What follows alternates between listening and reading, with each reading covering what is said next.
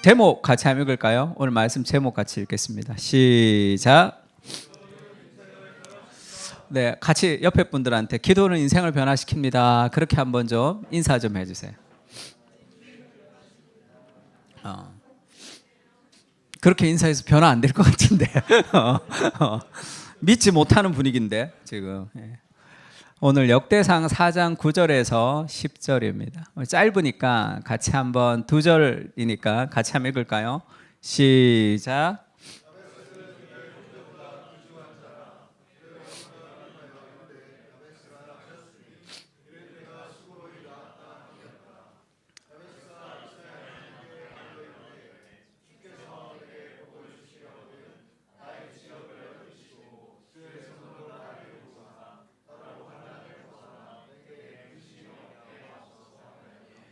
하나님이 그가 구하는 것을 허락하셨더라. 아멘. 우리가 은혜 안에서 성장하라라는 시리즈 듣고 있는데 오늘 내일 다음 주까지가 이제 마무리를 좀 하려고 합니다. 그래서 배웠던 것을 좀 정리하는 시간을 좀 가지려고 하는데 원래 좀 다른 말씀을 좀 전하려고 했는데 어제 저녁에 좀 이 말씀을 좀 전해야 되겠다 싶은 생각이 들어서 PPT를 밤 11시부터 새벽 4시까지 비몽사몽간에 만들었는데 그럴 때가 있어요. 좀 그런 마음이 들 때가 있으면 뭐 바로바로 순종하는 편입니다. 어떻게 될지는 잘 모르겠지만 그런 마음이 들 때는 이렇게 진행하면 혹시 또 오늘 이 말씀을 꼭 들어야 될 사람들이 있지 않을까 그런 마음들을 좀 가지고 있습니다. 지금 이 9절 10절 역대상 4장 9절 10절이 한때 유행했던 한 20년 전에 유행을 했던 야베스의 기도라는 그런 이 책의 그 중심이 되는 구절이었어요. 그래서 브루스 윌킨스가 쓴 책이었습니다. 야베스의 기도라고. 근데 뭐라 그럴까 논란이 참 많았어요. 이 책이 엄청나게 많이 팔렸습니다. 그래서 디모데 출판사가 굉장히 그 빌딩 사는데 영향을 많이 줬다는 얘기를 들었는데 정말 많이 팔렸는데 이 기도가 이 야베스의 기도에 대한 비판도 굉장히 많았어요. 그래서 뭐 브루스 윌킨스의 야베스의 기도의 위험, 야베스의 기도에 하나님 나라가 없다 이런 비판도 있었고, 그 다음에 야베스의 기도는 이기적인 자기 합리화 기도다 이런 이 비판들도 많았습니다. 그래서 야베스의 기도를 반대하면서 예수님의 기도 막 이렇게 내기도 했어요. 그런데 문제는 그건 안 팔렸어요. 야베스의 기도는 많이 팔렸습니다. 그러니까 왜 이렇게 비판을 많이 받았냐 하면 이 책을 읽어보면 뭐 그렇게 비판을 받을 만한 소지가 좀 있기는 하지만 그렇게까지 비판할 필요가 있을까 할 정도의 그런 내용들도 있습니다. 그러니까 왜 그렇게 비판을 받았냐 하면 이 구절 때문에 그래요. 하나님이 내게 복을 주셔서 지역을 넓혀주시고 할 때 옛날 번역은 지경을 넓혀주시고 하니까 기도하면 하나님이 복을 주시고 지경을 넓어진다니까 땅이 많아지고 뭐 이렇게 부동산 많아지고 나 좀 좋아지고 그래서 이게 기복주의적 신앙을 조장을 했다 그래서 굉장히 많이 비판을 받았습니다. 근데 브루스 윌킨스가 조금 뭐 그런 의미로 쓰긴 했지만 그 구절을 그렇게 이 구절을 가지고 묵상했던 것은 저는 굉장히 좋다고 생각하고 이거는 사실 기복적인 내용은 아닙니다. 기복적인 내용은 아니지만 이 야베스의 기도를 조금 더 그러면 건강하게 우리가 야베스 기도를 버려야 되는 게 아니라 이것을 건강하게 해석해서 야베스가 가지는 기도를 우리 삶에 좀 적용하면 좋겠다 그런 생각이 좀 있습니다. 그래서 야베스의 기도의 구절은 이렇게 시작하죠. 같이 한번 읽을까요? 시작.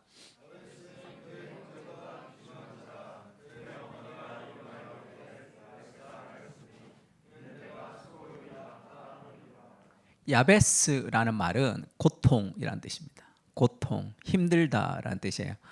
그 야베스가 그의 형제보다 귀중한 자라는 것은 굉장히 존경을 받았다는 거예요. 그러니까 높임을 받았다는 뜻입니다. 야베스는 굉장히 귀중한 자가 되었는데 원래부터 그랬던 사람이 아니라 그의 어머니가 이름하여 이르되 야베스라라고 이름을 붙였고 이는 내가 수고로이 낳았다 함이라 이렇게 얘기했어요. 원래 유대인들은 이름을 누가 붙이냐면 아버지가 붙입니다. 그 아버지가 이름을 붙이는데 좀 특이하니까 그의 어머니가 이름을 야베스라고 불렀다 이렇게 얘기하는 거죠.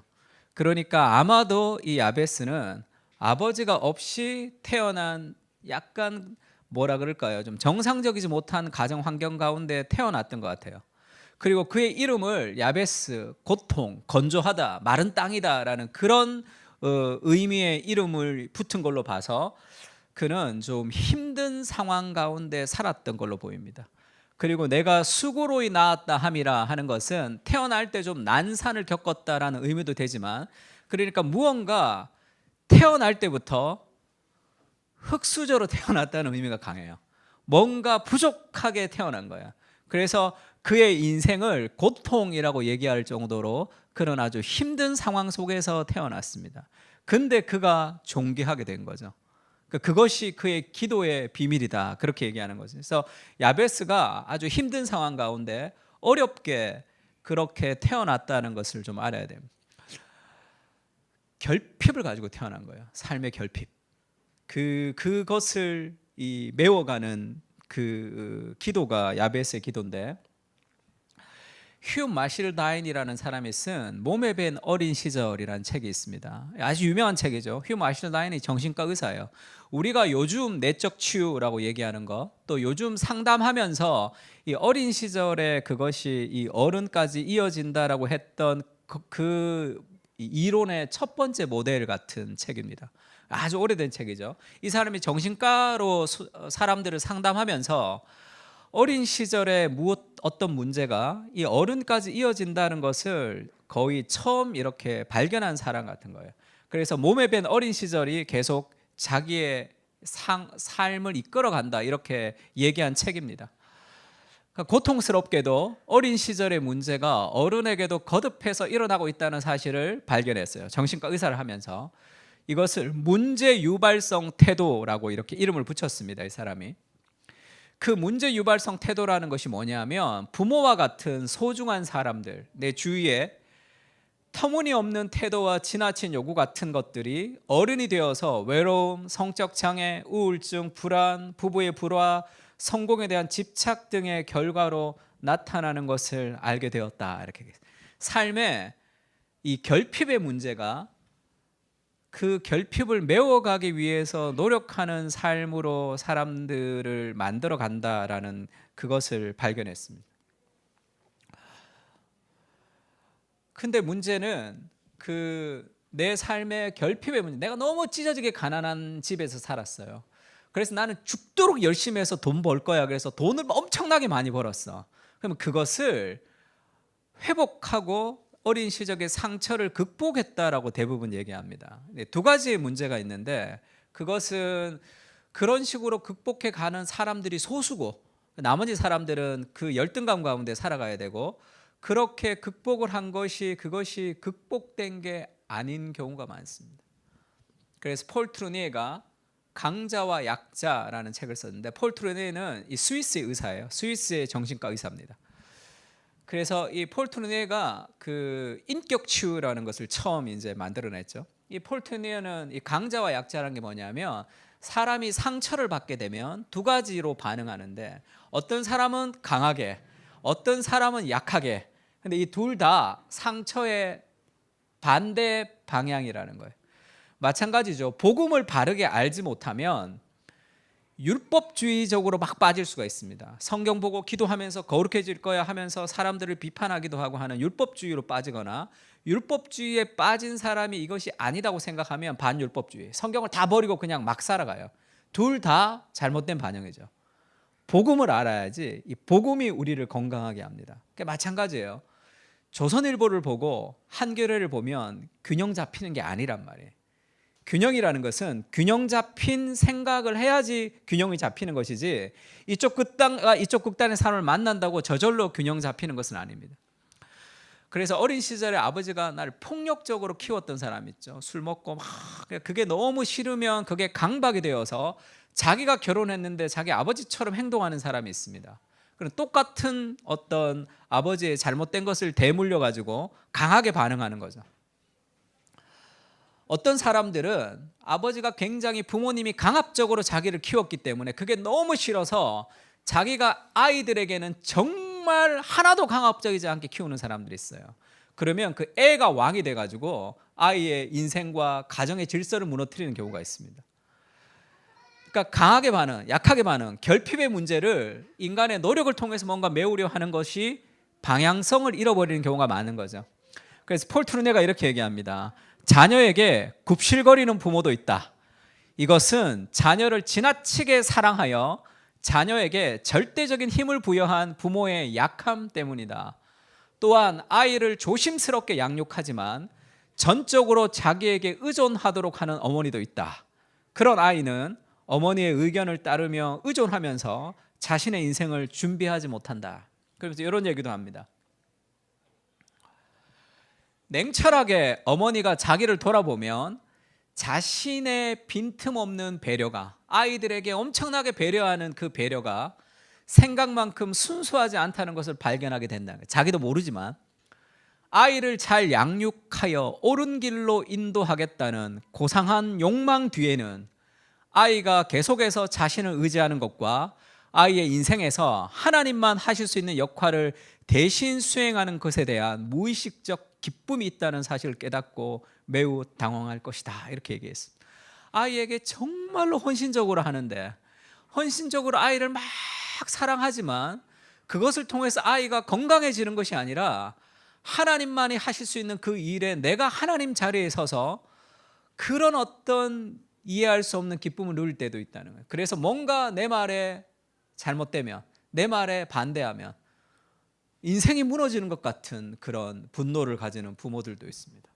그래서 내 말에 반대할 때 엄청나게 분노하는 사람이 있고, 엄청나게 무너지는 삶을 통해서 그 죄책감을 유발해서 자기에게 뭔가 원하는 것으로 이끌어가는, 그것이 인간의 마음이죠. 그러면 이런 얘기를 들으면 이 부모님들은 너무 힘들단 말이에요. 왜? 그럼 어떻게 키워야 되지? 이렇게 잘 모른다고. 그래서 진리의 기준이 필요한 거예요, 삶에 있어서. 그러니까 우리가 이 결핍이 있을 때 대부분의 사람은 결핍을 노력을 통해서 메우려고 합니다. 그것이 건강한 삶의 방식이 아니라는 거 알아요. 그럼 어떻게 해야 되느냐? 그 결핍의 문제는 기도 가운데 승화되어야 되는데, 야베스가 나는 고통 가운데 부모님 없이 컸으니까 아버지 없는 자식 소리를 듣지 않기 위해서 난 더 강해져야 돼, 더 열심히 공부해야 돼, 난 뭘 해야 돼, 그런 식으로 살아가서 뭔가를 이룬다 하더라도 그것은 굉장히 왜곡적인 게 있어요. 그래서 이단들, 우리나라 이단들이 어디에 제일 활발한지 압니까? 서울대, 카이스트 이단들이 엄청나게 많아요. 그래서 관악구에 가면 다 이단들 많죠. JMS도 거기 제일 큰 게 있고, 하나님의 교회도 다 그 지역에 굉장히 많습니다. 왜 그러냐면 그 마음에 어떤 상처가 있는 사람이 많아요. 너무 힘들고 어려워서 공부 아니면 안 돼 라든지, 이것을 내가 이렇게 이 집안을 내가 이끌어야 돼라는 그런 어떤 이 강박증, 그런 어떤 이 독한 마음, 그것으로 이 삶을 이끌어 나갈 때 굉장히 멘탈이 약해지는 거죠. 그것이 우리의 삶의 건강한 방식의 해결책이 아닙니다. 노만 나이트가 당신의 과거와 화해하라 이런 책을 썼어요. Making Peace with Your Past예요. 당신의 과거와 이 화해, 평화를 유지하라는 거죠. 그러니까 쉽게 얘기하면 내가 힘든 결핍의 문제가 있다면 이것을 내가 정말 노력해서 그 결핍의 에너지를 삼아서 뭔가를 이루는 것이 해결책이 아니라 그 결핍 자체를 승화시켜야 되는 거예요. 그 쉽게 얘기하면 가정에 여러 가지 어려운 문제들이 있다면 그것은 하나님의 은혜를 통한 회복으로, 용서를 통해서 회복되는 겁니다. 모든 삶의 결핍은 용서를 통해서 승화되어야 돼. 그것이 나에게 어떤 동력을 작용하는 것이 아니라 그것이 나에게 영향을 주지 않아야 됩니다. 그러니까 다른 그 은혜가 내 삶을 이끌어가야 되는 거죠. 그래서 야베스는 굉장히 힘들게 자랐습니다. 그 삶의 결핍을 가지고 태어날 때부터 뭔가 문제가 있었단 말이에요. 그러면 이 바뀌지 못하는 세상을 향한 분노를 가지는 사람들도 있죠. 아니면 내가 열심히 해서 분노, 내가 세상을 좀 바꿔볼 거야 라고 하는 사람들도 있습니다. 그렇지 않고 야베스가 형제보다 귀중하게 된 이유는 그가 기도했거든요. 야베스가 이스라엘 하나님께 아뢰어 이르되, 그가 기도했다. 그의 기도가 그의 삶의 변화를 일으켰다는 거죠. 주의 손으로 나를 도와주십시오, 이렇게 얘기하죠. 하나님이 그가 구하는 것을 허락하셨더라. 인생의 결핍의 문제를 해결하는 것은 기도입니다. 기도.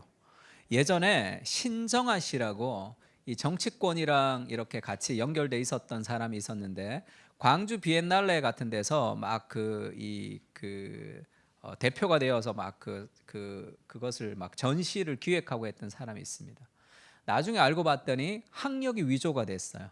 그러니까 외국에서 공부한 적도 한 번 없는데 그 사람이 이제 그런 속인 거죠. 학력 위조를 통해서 이제 그런 일들을 막 했습니다. 그래서 우리나라 사회에 학력 위조에 대해서 연예인들도 막 그 학력 위조 사건들이 막 일어나고 그랬어요. 그때 교계에서 어떤 얘기를 했냐면, 이 학력 위조의 사태가 지금 연예인까지 막 불어가는데 이게 교계까지 넘어오면 기독교는 끝장난다, 그런 얘기들이 막 일어났어요. 왜냐하면 목회자들 중에 학력 위조가 많거든요.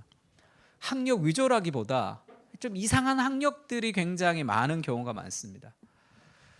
정상적인 학력이지만 외국에 가서 신학교에서 공부하는, 그건 정상적인 코스예요. 정상적인 코스인데 미국에 가서 한국어로 공부하고 미국 신학교 자격증을 따서 오는 코스도 있습니다. 정상적인 코스예요.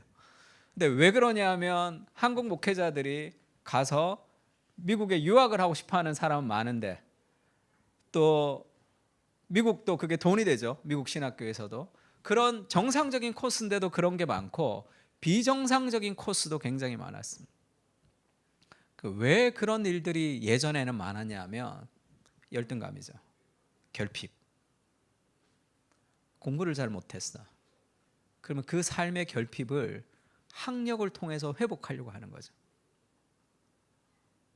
그렇게 회복이 되어도 그것은 회복이 되는 게 아니에요. 강한 반응일 뿐입니다. 그것이 그렇게 되지 못하는 사람을 무시하게 되고, 그 다음에 내가 그렇게 되지 못할 때는 늘 열등감 속에 살아가는 거예요. 그것을 하나님 은혜 가운데 회복해야 될 필요가 있는데, 팀 켈러 목사님이 그런 얘기 한번 한 적 있죠. 윤리 경영을 하는 회사가 있는데, 윤리 경영을 하는 회사가 윤리적으로 경영을 하면 그 직원들이 우리 회사에 대한 가치가 높아지잖아요. 회사에 대한 자부심이 높아져서 결국 회사가 더 좋아져서 이윤이 높아지는 거죠. 회사가 더 잘 됩니다. 그 다음에 소비자들도 이 도덕적으로 윤리 경영하는 회사에 대해서 제품을 많이 사기 때문에 이 윤리 경영이 훨씬 더 경영에 도움이 된다라는 얘기들을 많이 한다는 거예요. 근데 신앙도 그 비슷하게 할 경우가 많습니다. 근데 그러면 안 된다는 거죠. 그들이 윤리적으로 경영을 하는 이유는 뭡니까? 이윤 때문이에요. 윤리적으로 경영을 하는 것이 회사의 매출에 도움이 되기 때문에 윤리적으로 경영하는 거죠. 매출에 도움이 안 되면 윤리적으로 경영하지 않습니다. 그것은 건강한 방식의 삶이 아닌 거죠. 그 목적을 위해서 내가 그것에 도달하기 위한 윤리를 가지고 오기 때문에 그러죠. 근데 복음은 그렇게 우리를 인도하지 않습니다. 그런 방식이 아니에요. 우리가 이집트의 왕자 2 보면 이 요셉의 이야기죠. 요셉의 이야기입니다. 요셉은 가정에 상처가 많았죠. 결핍이 아주 많았습니다. 그래서 자기 형들이, 이복 형들, 그러니까 엄마도 여러 사람이고 그리고 형들도 다 이복 형들, 배다른 형들이 있으니까 관계가 쉽지가 않았죠. 또 아버지는 자기를 편애했습니다. 그 가정 속에서, 힘든 가정 속에서 형들이 자기를 죽이려고 했어요. 형이 자기를 죽이려고 했습니다. 그러니까 그 얼마나 매체였겠어요. 그러면 나중에 성공해서 내가 한번 보여주겠어라든지, 저런 인간들은 형들도 아니야 라고 가족관계를 다 끊어버리든지, 그런 방식이 오늘날에 이야기하는 어떤 이 방식이라면, 요셉이 형들이 자기를 죽이려고 해서 엄청나게 고생을 많이 했죠. 노예로 팔려갔다가 보디발 집에 종살이를 했다가 자기는 정직하게 살았는데 또 성폭행범이라는 누명을 쓰고 감옥까지 가서 그렇게 억울한 옥살이까지 하면서 살았단 말이에요. 그러면 얼마나 그거를 좀 다져야 될까? 이것들을 내가 두고 봐라. 내가 여기서 나가면 내가 너네들 반드시 내가 보여줄 거다라는 그런 복수의 칼날, 아니면 성공을 향한 어떤 그 도전, 세상을 향한 분노, 그런 것들을 막 세워야 되겠죠. 근데 그 많은 결핍과 상처를 그가 그렇게 하지 않고 나중에 화해하죠. 그 아버지와 화해하고 형들에게도 용서를 베풉니다. 가정 안에서. 그럴 수 있었던 힘이 어디서 왔냐는 거죠. 유명한 노래죠. You know better than I. 하나님이죠. 내 삶에 결핍의 문제가 있고 어려움의 문제가 있는데 이것을 막 해결하기 위해서 내가 뭘 하는 것이 아니라, 나는 이해할 수 없지만, 내가 내 인생에 왜 이런지 알 수 없지만, 왜 이 가정에 태어나서 내가 이런 상황 속에서 내가 이렇게 살아가는지 알 수 없지만, 하나님이 나와 함께 하시고 내 인생을 가장 아름답게 인도하신다는 삶의 그 확신이죠. 나보다 나를 더 잘 아시는 하나님께서 내 인생을 가장 아름답게 인도하신다는 그 은혜의 확신이 그 삶의 결핍의 문제를 메워주는 거죠. 그것이 가정을 용서하는 단계로 나아갈 수 있습니다. 그러니까 그런 용서와 회복이 없이는 넘을 수 없는 거죠. 삶에 있어서. 그 야베스는 수많은 삶의 결핍이 문제가 있었지만 그것을 기도를 통해, 하나님의 은혜를 통해 그걸 뛰어넘은 거예요. 삶에 있어서.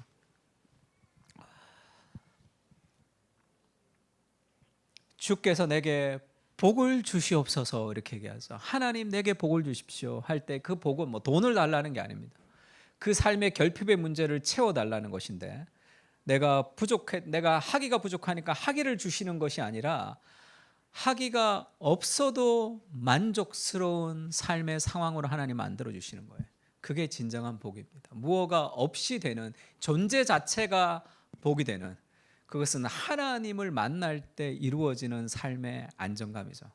하나님을 만나는, 그것을 메우기 위한 노력이 아니라 하나님을 통해서 그것이 채워져야 되는 거예요. 팀켈러 목사님이 이런 얘기 한번 한 적이 있습니다. Religious people, 종교적인 사람은 find God useful, 하나님을 찾는데 useful, 나한테 유용하기 때문에 하나님을 찾습니다. Gospel people, 복음적인 사람은 find God beautiful, 하나님의 아름다움 때문에 하나님을 찾는다 이렇게 얘기했습니다. useful과 beautiful이 뭐가 차이죠? 내 기도를 통해서, 하나님을 통해서 내가 결핍을 채우는 것이 아니라 하나님 그분을 만나는 그 은혜가 내 삶의 결핍의 문제가 거기서 해결되는 거예요. 하나님의 사랑을 느끼는 그것이, 인격적인 만남 그 자체가 삶의 결핍의 문제가 해결된다는 걸 알아야 됩니다. 종교적인 사람은 하나님 자신을 유용함을 위해서 찾지만, 복음적인 사람들은 하나님의 아름다우심 때문에 하나님을 찾습니다. 그 기도는, 그래서 그런 표현도 있죠. 같이 한번 읽어볼까요? 시작.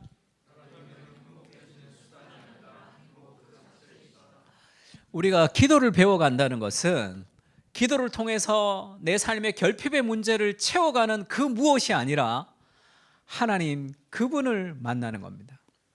다음 주에도 얘기하겠지만, 기도는 내가 원하는 무엇을 이루어내는 수단이 아니라 하나님을 만나면서 내 안에 원함이 바뀌는 거예요. 내가 원하는 그 무엇이 왜곡되어 있는 경우가 많습니다. 그러니까 내 안에 있는 가장 깊은 내 마음의 소원을 하나님께서 해결해 주시는 것이 아니라 내 마음의 소원이 바뀐단 말이에요. 다른 소원, 더 큰 소원, 무언가 시간과 돈과 에너지를 나를 위해 사용하는 내 인생의 어떤 만족을 넘어서는 삶의 더 큰 대의를 하나님이 부어주신단 말이에요. 그때 기도가 확장돼요. 하나님은 행복해지는 수단이 아니라 행복 그 자체. 기도를 통해서 우리가 추구해야 되는 것은 하나님을 향한 인격적인 만남입니다. 그래서 내 안에 결핍의 문제가 기도를 통해서 채워지는 거예요. 제가 어제 결혼한 사람들이 있어서 결혼 언약을 완성하는 십자가 복음이라고 이걸 올렸는데, 올리고 나니까 이거 너무 좀 결혼한 10년 한 사람들이 봐야 되는 걸 잘못 올린 거 아닌가 이런 생각이 들었는데, 결혼의 언약을 완성하는 십자가 복음에서 팀 켈러 목사님이 어떤 얘기를 하냐면, 결혼을 하게 되면 이 낯선 사람을 발견한다는 거예요. 내가 알던 사람이 아니야.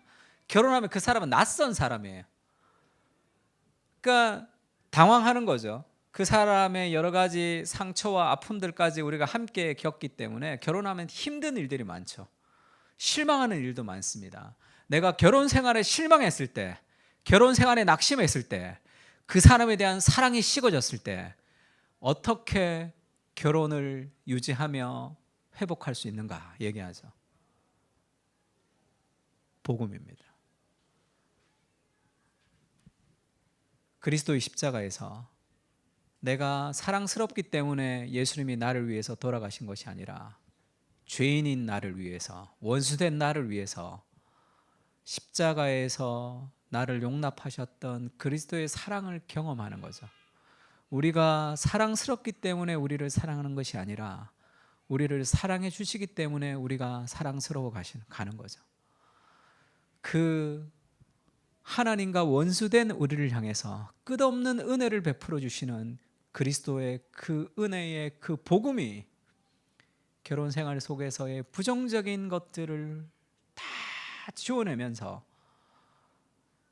사랑하게 할 수 있는 힘으로 작용하는 거죠. 그래서 이렇게 얘기합니다. 우리에게는 결혼을 잘 유지할 수 있는 은혜의 능력이 있습니다.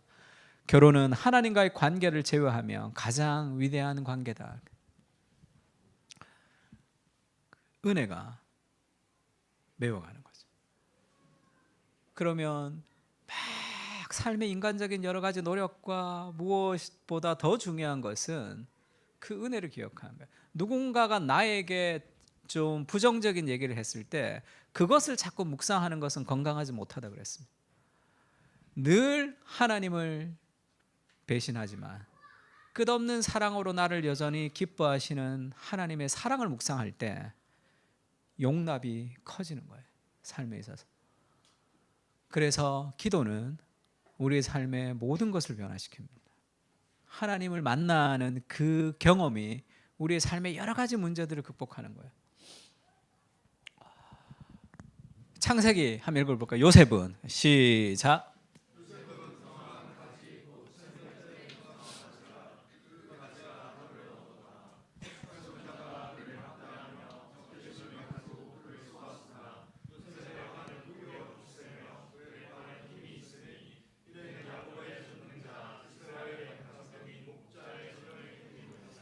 아멘. 요셉은 우리 요셉이가 있어가지고 좀 그런데 보라 주님이면 보라가 있어가지고 내가 자꾸 이렇게 요셉은 요셉이 그 힘든 그 결핍의 문제를 어떻게 승화시키며 회복할 수 있었는지에 대해서 요셉은 무성한 가지, 샘 곁에 무성한 가지라 가지가 담을 넘었다 이렇게 얘기합니다. 요셉은 가지입니다. 인생의 담 앞에 어쩔 수 없어요. 인생의 담을 극복할 수 없단 말이에요. 그렇게 연약한 인생이지만 그가 샘 곁에 있었거든요. 샘 곁에서 샘이 주는 그 영양분을 공급을 받으면서 인생의 담을 넘어버린단 말이에요. 막 노력해서 내가 그것을 넘기 위해서 애쓰는 것이 아니라 샘 곁에 있는 거죠. 하나님을 경험하면서 그 하나님의 은혜가 우리의 삶의 모든 것을 승화시킵니다. 인생의 담을 그렇게 넘는 거예요. 기도는 우리 인생의 많은 삶의 결핍을 메워주는 거죠. 하나님이 나의 소유가 되는 거잖아요. 활 쏘는 자가 그를 학대하며 적개심을 가지고 쏘았습니다. 활을 막 쏘았어요. 그 너무 많은 공격을 받은 거예요. 그러나 요셉의 활은 도리어 굳세며 힘이 있으니, 이게 무슨 말이죠? 요셉도 활로 막 쏘고 싶잖아요. 근데 요셉이 활 시위를 당겼는데 쏘지 않았다는 거죠. 팔에 힘이 있어가지고. 왜냐하면 야곱의 적는 자 이스라엘의 반석에 손을 힘입었기 때문이다. 그래서 복수하지 않으며 살아갔죠. 삶에 자신의 결핍의 문제를 불쌍하게 생각하면서 그것을 메우기 위해서 인생의 노력과 시간과 에너지를 사용하지 않았습니다. 그것이 메워지는 게 아니라 하나님의 은혜가 우리의 삶의 결핍의 문제를 넘어서게 하는 거죠. 그 야베스를 통해서 우리가 배워야 되는 것은 고통 가운데 태어났지만, 힘들게 태어났지만, 부족하게 태어났지만 그것이 열등감의 문제로 끝나지 않고 하나님의 은혜로 그것을 넘어갔다는 거죠. 그 기도가 그의 삶에 그것을 이루어내는 겁니다. 네, 두 번째 한번 읽어볼까요? 기도는 시작. 그럴 때 지경이 넓어집니다. 내 삶에 하나님이 나와 함께 하시다는, 하나님 가까이 있으면 있을수록 삶에 더 큰 안정감과 용기가 생기는 거예요. 그래서 이웃과 세상을 향해서 우리가 더 넓게 나갈 수 있는 힘을 우리에게 주는 거예요. 그렇지 않으면 자기의 결핍의 문제를 붙들고 늘 자기 자신만 생각하며 살아갈 수밖에 없습니다. 기도도 나, 삶도 나의 문제를 벗어날 수 없어요. 오늘날 시대처럼 자기중심적인 시대가 어딥니까? 그렇게 자기를 위하는 시대인데 왜 아무도 행복하지가 않죠? 행복이라는 것은 자기 자신을 만족시킬 때 오는 것이 아니거든요. 야베스가 이렇게 기도하죠. 하나님, 내게 복을 주시옵소서. 나의 지역을 넓히시고 주의 손으로 나를 도우십시오. 나의 지역을 넓혀달라, 이렇게 얘기하죠. 이것은 하나님을 경험한 사람들이 가지는 어떤, 하나님 가까이 있는 사람들이 가지는 삶의 용기입니다. 이 지역을 넓혀다, 예전의 번역에는 지경을 넓히라 이렇게 얘기했습니다. 지금 이 야베스가 있었던 상황에 이 역대상을 보면 쭉 사람들의 이름이 기록되는데 그게 땅을 정복하는 것을 얘기하면서 쭉 나오는 거예요.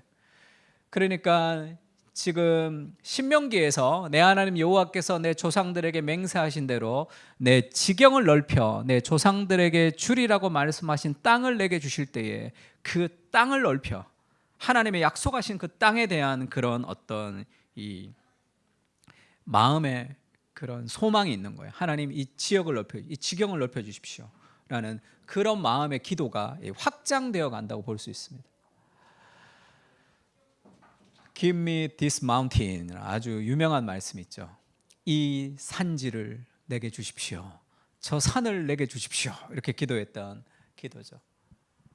갈렙의 기도입니다. 갈렙이 그렇게 기도하죠. 여호수아 14장 12절 같이 읽을까요? 그날에 시작.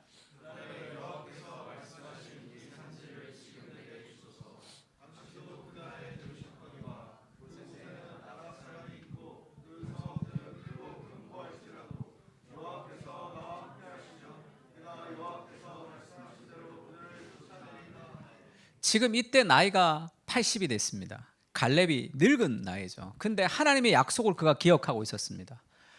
그날에 여호와께서 말씀하셨다. 이 산지를 내게 주소서.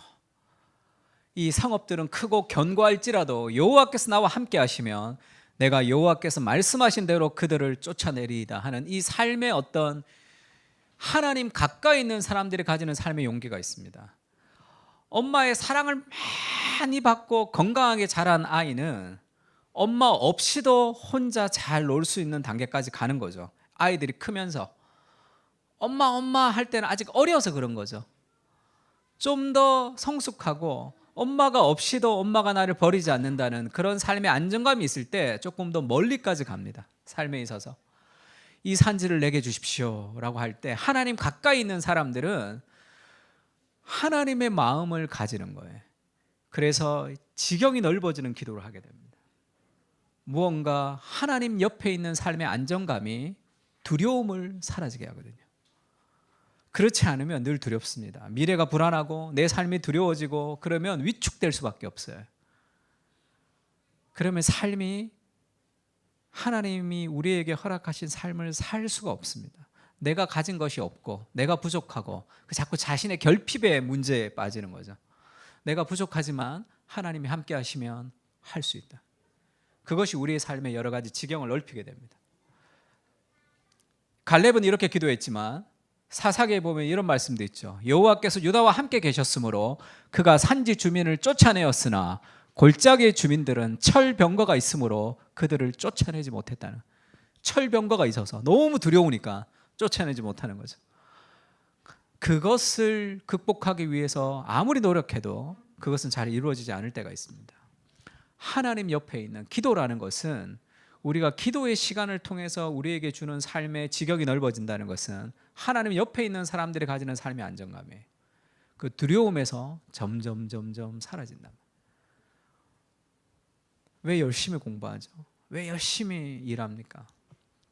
미래가 두려워서, 내 삶의 어떤 불안의 문제를 해결하기 위해서. 그것이 온전한 해답이 될 수가 없어요. 하나님이 내 인생 가운데 함께 하시면 우리는 불안을 넘어 또 다른 세상으로 기도가 확대된단 말이에요. 우리 아까 연수 자매가 얘기하기도 했지만 베드로가 무리를 걷는 것 같은 그런 상황이 있죠. 베드로가 무리를 걸었던 장면이 있습니다. 지난주에 우리 큐티 카톡에서 질문을 누가 한 것 같은데, 베드로가 무리를 걸을 때 이 배가 풍랑을 일어나는데 예수님이 찾아오셨죠. 저물매 배는 바다 가운데 있고 예수께서 홀로 무태 계시다가 바람이 거스름으로 제자들이 힘겹게 놓아졌는 것을 보시고, 예수님이 기도하고 계셨는데 제자들이 이 풍랑이 일어나는 바다 가운데 있었습니다. 밤 4경쯤에 바다 위로 예수님이 걸어서 그들에게 오사 지나가려고 하심에, 왜 지나가려고 했을까요? 이런 질문이 있었어요. 이 배가 있는데 이 제자들이 풍랑 가운데 힘들어하고 있었습니다. 그러니까 예수님이 걸어서 오셨어요. 무리를 걸어서 오셨습니다. 근데 지나가려고 하셨다는 거예요. 딱 안 서고. 왜 지나가려고 하셨을까? 마치 너무 빨리 와가지고 이렇게 지나가는 것 같은, 이렇게 그런 느낌이 좀 있죠.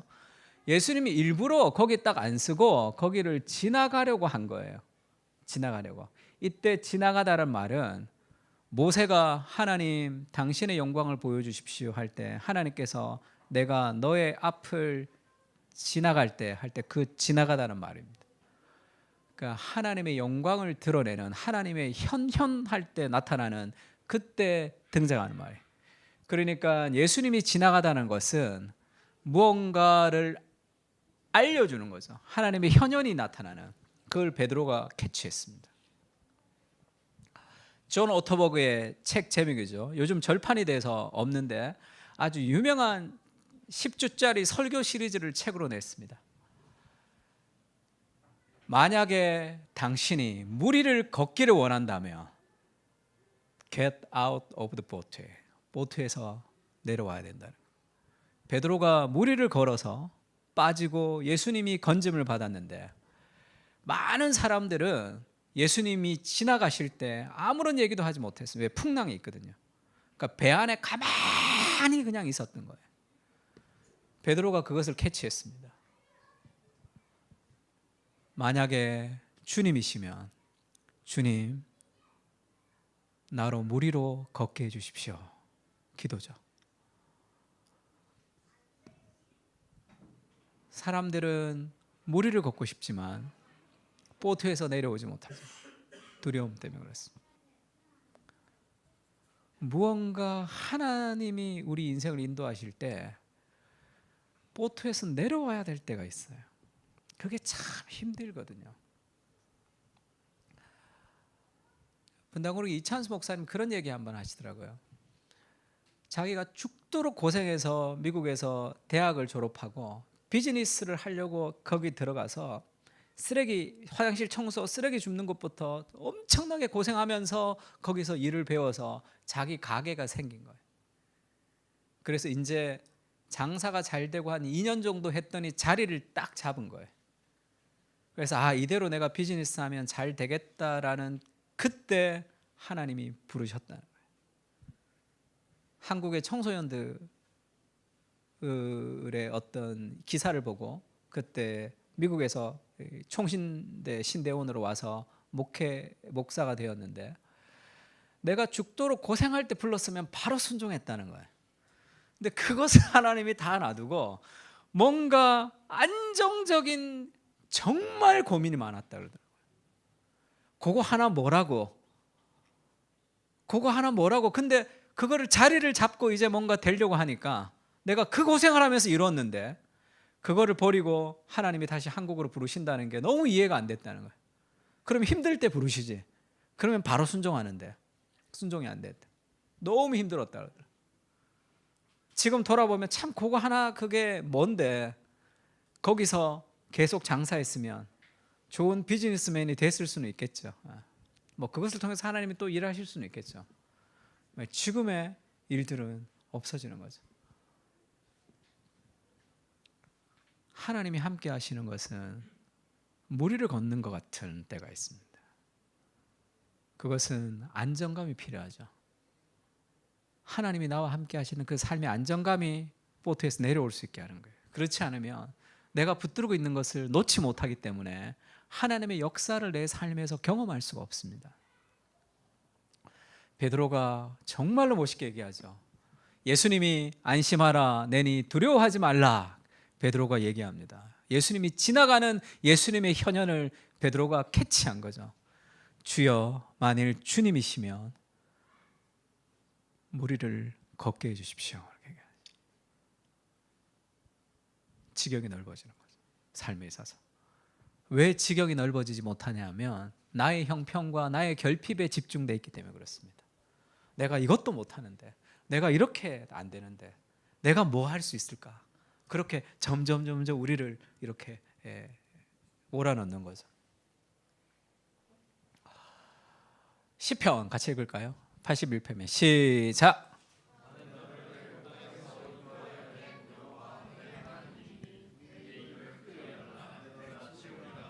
나는 너를 애굽 땅에서부터 인도하여 낸 내 하나님 여호와니. 이건 우리식으로 신약식으로 얘기하면 뭡니까? 내가 십자가에서 목숨을 버리면서 건진 너의 구원자 예수 그리스도니 너는 내 입을 크게 열어라.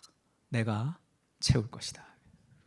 입을 좀 크게 열면 하나님이 채울 것이다. 이렇게 얘기하잖아요.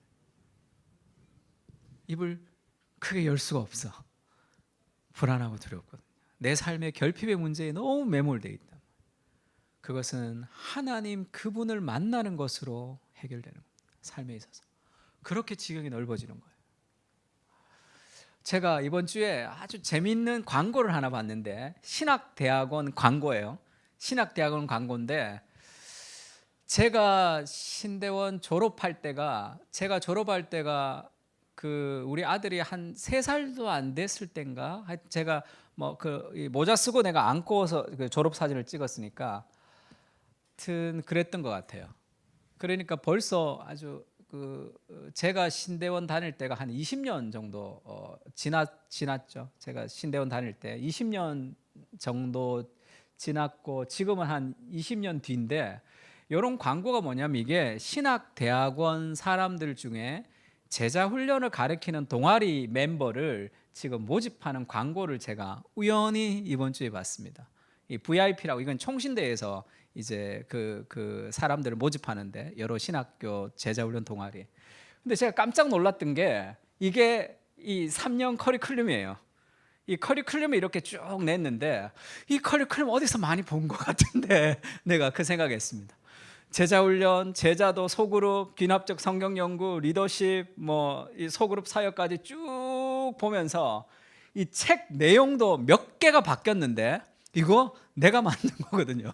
이거 아직도 20년이 지났는데 이거 아직도 쓴다고 이렇게 막 일단 부끄러웠고 얘네들이 이렇게 발전을 하지 않나 이렇게 저보고 지금 다시 하라 그러면 이렇게 안 할 텐데 제가 신대원 2학년 때 만든 거거든요.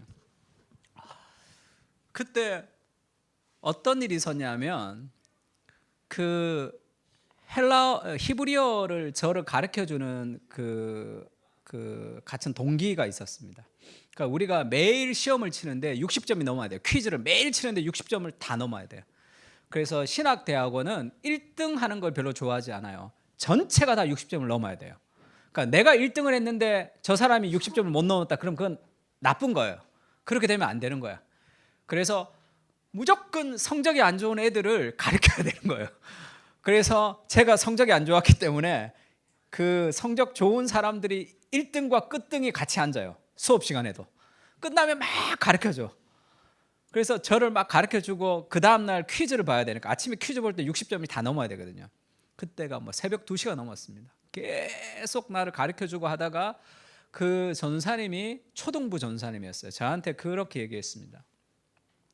자기는 A뿔을 받았대. 신대원에서 1학기도 A뿔. 지금 1학기 여름인데 올해도 A뿔 받고 자기는 졸업할 때까지 A뿔 받을 수도 있을 것 같다. 그렇게 얘기하면서 근데 초등부 애들은 다 잔다는 거예요.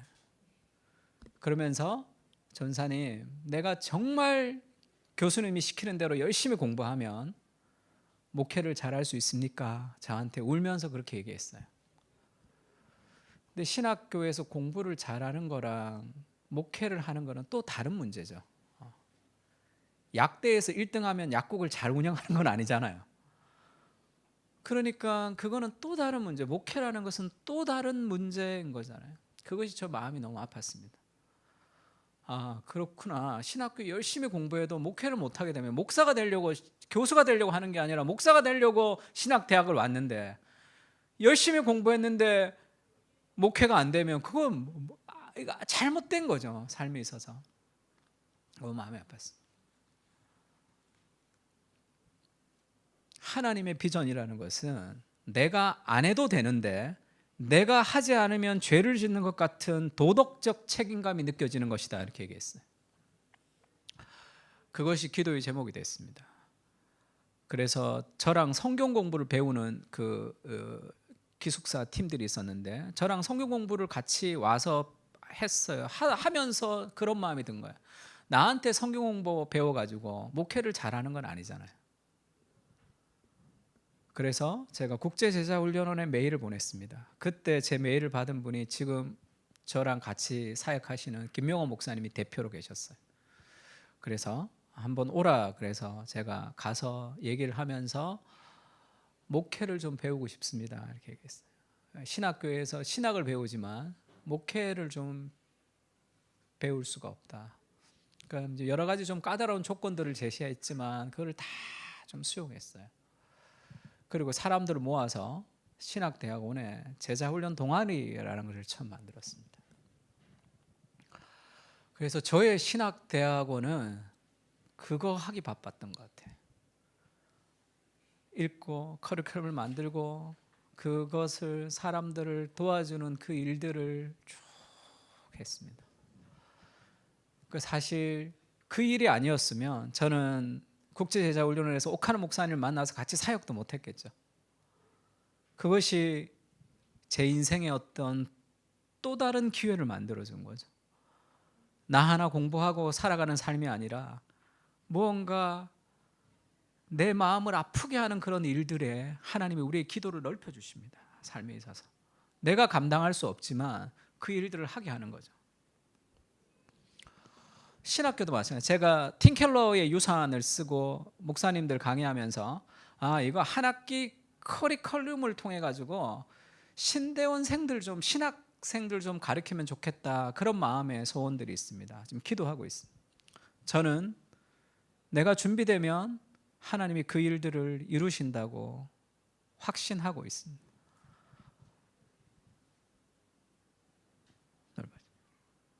우리 인생 가운데 하나님이 내 인생에 찾아오셔서 기도는 하나님 그분을 경험하는 거죠.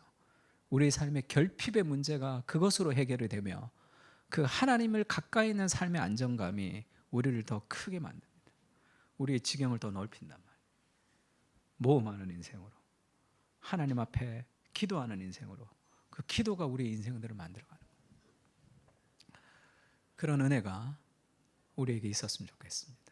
우리 공동체를 통해서 하나님 영광스럽게 일해 주십시오. 우리 개인을 통해서 부족하지만 내 인생을 통해서 하나님 영광스럽게 일해 주십시오. 그것이 기도죠. 약한 인생을 통해서 강하게 하는. 한번 찬양합시다. 거룩하신 하나님이라는 찬양이 있는데요, 이 찬양이 너무 좋죠. 가사가